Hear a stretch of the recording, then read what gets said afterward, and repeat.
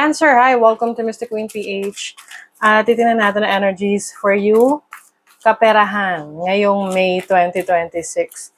So this is a general reading. Pwede kayong makarelate, pwedeng hindi. Just take what resonates. Another reminder, I will not message you or follow you para mag-offer ng services. So mag-ingat kayo sa mga fake accounts and scammers. Kung gusto nyo ng private reading, just go to my website, mysticqueenph.com, or you can book directly sa aking calendar. Link on the description or comment section. Okay, so Cancer, let's see what's the energy ng inyong kaperahan ngayong May 2026. Romance. I think you will fall in love with your career, with your business. Andun yung focus mo, yung attention mo, yung care mo. Some of you may mga changes na nangyayari sa trabaho ninyo. And this is for the good of your career. Okay? Pwede ring, yung iba sa trabaho, career ninyo, meron kayong makikilala na person. Pwede ring naging love reading na, no? But, yeah, some of you pwedeng gano'n na there is a specific person in your life na nagbibigay sa'yo ng inspiration sa trabaho. Also, fertility. So, very productive ang iyong career, trabaho ngayon. Kasi nga may inspiration ka. Someone is making you feel good about your career, your business, or naman ito pinapurso mo. And dahil dyan, mas nagiging creative ka. Some of you, meron kayong mga creative talents and skill set, or may mga pinupurso kayo na projects for your business, for your career. So, exciting for you ang May 2026 pagdating sa career, trabaho. Let's see what else. You have the mountain. Mountain is about alignment, no? Alignment to sa gusto mo, sa goals mo, ano yung gusto mong ma-achieve. Kumbaga nakikita mo na, na-visualize mo na what you want to achieve. And alam mo na rin kung ano yung kailangan mong gawin, kailangan mong pagdaanan, kailangan mong paghandaan para maabot mo yung mga goals mo sa career mo, sa trabaho mo. And I also see na mas mag-take action ka ngayon. Kumbaga mas desidido ka. Mas determinado ka. You also have Scorpion. So itong Scorpion, this is about passion. You're more passionate about your work. You are more passionate about your job, your career, your business. Kaya nga iba sa inyo, in love kayo sa trabaho nyo, in love kayo sa career nyo eh. Di ba? You also have the ray of light. This is your focus. Andun yung attention mo. Yung iba sa inyo, pwedeng hindi kayo masyadong magbibigay ng attention sa work, sa relationship. You will focus on your work. You will focus on your goals, kung paano nyo mas mapagbubuti pa ang inyong trabaho, ang inyong career. This is also about understanding the things that you need to go through. Yung iba kasi medyo mataas yung inyong goal or yung pangarap nyo. And alam nyo rin naman na it will take a lot of patience, determination, action, efforts para ma-achieve nyo yun. You have the High Priestess. So this is your instinct, your intuition, your knowledge, your wisdom. You are also working in silence. Hindi kayong tipong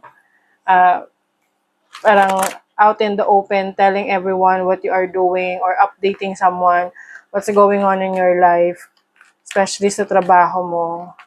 You're keeping things to yourself because alam mo, yun yung paraan mo para maproteksyonan yung pangarap mo, yung ginagawa mo, yung trabaho mo. You have the Ten of Swords. So this is release, ending of a situation, a toxic situation sa trabaho. Maaring yung iba, kung kayo ay nasa isang malaking kumpanya, may iba't ibang department. Wait lang, guys. Naghikab ako. Okay, wait lang. So, yun, kung meron kayo, nasa ibang company kayo na merong different departments, malaking company, pwedeng malilipat kayo sa ibang department. And maaring doon mo mas magugustuhan yung trabaho, mas may inspire ka. You also have the Emperor. This is your leadership role. Maaring meron kang may a-award sa yung leadership role, or mas magiging seryoso ka sa pag-achieve ng mga goals mo, pangarap mo for your career. Meron kang sistema na susundin. Mas magiging seryoso ka at disiplinado ka sa mga kailangan mong gawin para magkaroon ng magandang resulta yung mga sacrifices mo, mga pinaghirapan mo. Di ba? Speaking of magandang resulta, grabe, inaantok ako. Inaantok ba kayo? Okay, Wheel of Fortune. So, this is your, somehow, I see change or like a shift in your energy. This is fated. Merong destined. Merong destiny.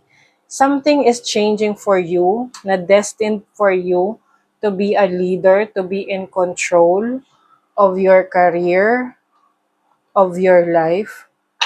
So, kumbaga mas aligned ka sa yung destiny. Okay?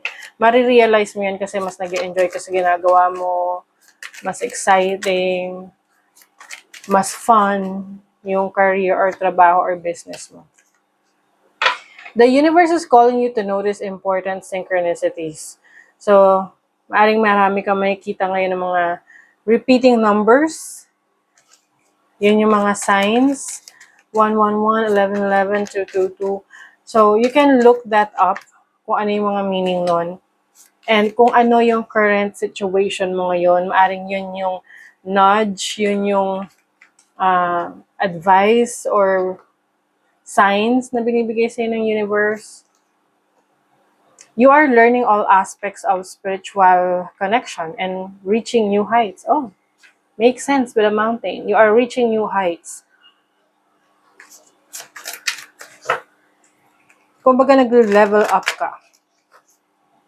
Nag-upgrade. May promotion, may increase. So you may be increasing income, or parang may dinadagdagang bagong source of income or knowledge na pwede mong gamitin to improve your career, your business. Universal laws and truths are being revealed. Use this energy to create your reality. Ayan. So, ito yung pagiging creative mo ngayon. You are creating your reality. You are creating ano ba yung goals mo, pangarap mo sa buhay. You are making things happen for yourself. Okay?